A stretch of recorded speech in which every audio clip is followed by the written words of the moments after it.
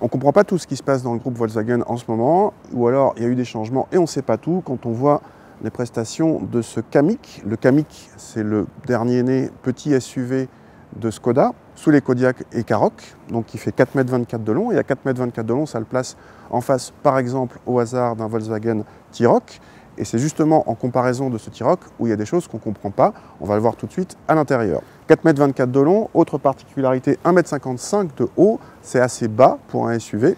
Et autre particularité aussi, comme vous pouvez le voir sur les passages de roue, il n'y a pas de protection. Il est peut-être un petit peu moins SUV que les autres en termes de design. Ce Kamiq, il est basé sur la plateforme des Polo Ibiza et de la Skoda Scala, ce qui veut dire qu'il a à peu près les mêmes motorisations, en essence de 95 à 150 chevaux, il y a aussi un diesel.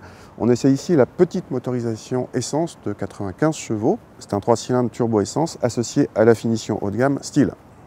Ce qui nous étonne le plus vient donc de l'intérieur de cette planche de bord, en fait reprise de la Scala, et qui présente bien, avec ses plastiques moussés sur la partie supérieure, contrairement à celle du T-Roc. Normalement, ça devrait être l'inverse, les Skoda étant toujours positionnés en dessous des Volkswagen. Les contreportes sont bien traitées également, et notre modèle d'essai enfonce le clou, avec en série son grand écran central tactile de 9,2 pouces, et son combiné d'instruments entièrement numérique, avec pas mal de possibilités d'affichage. Et puis la plupart des aides à la conduite moderne sont présentes, même si la surveillance des angles morts et le régulateur adaptatif nécessitent des options.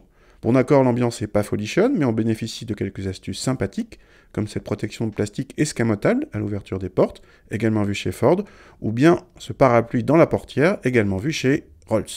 À l'arrière, autre bonne surprise, avec une belle habitabilité digne du segment supérieur et sensiblement supérieure à celle du T-Roc, tiens donc. Autrement dit, ce Kamiq peut accueillir 4 adultes, même grands dans de bonnes conditions. En revanche, c'est un peu plus juste pour le coffre qui arrive tout juste à la moyenne de la catégorie, même si on apprécie le plancher modulable en hauteur. Pour le coffre, le T-Roc fait mieux.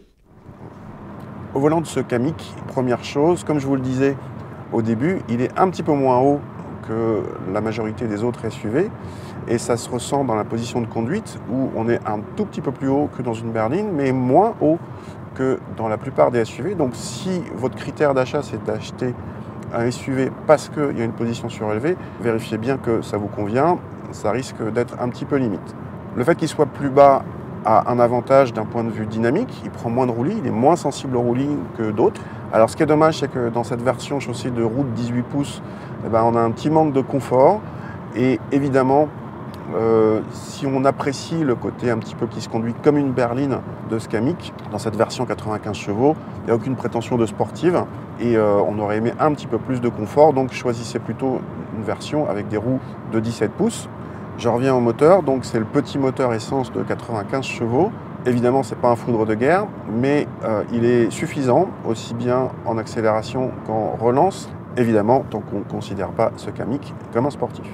Côté consommation, le petit 3 cylindres se montre plutôt sobre dans ce petit SUV, c'est presque le plus sobre de la catégorie selon nos mesures, et on est en tout cas loin du malus écologique. Pour les prix, ce Kamiq est moins cher que le nouveau 2008, et la version d'entrée de gamme est en revanche plus chère que celle du Captur, dont nous n'avons toujours pas les tarifs complets à ce jour.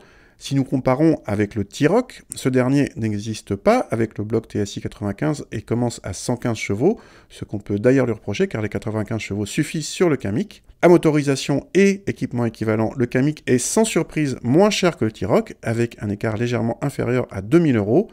Moins cher donc, pour une meilleure qualité de présentation intérieure et une meilleure habitabilité, cherchez l'erreur. Mais on a peut-être l'explication, ils se sont trompés chez Volkswagen, ils mettent la planche de bord du Kamiq dans le T-Roc et celle du T-Roc dans le Kamiq, ça doit être ça. On leur dit ou pas ?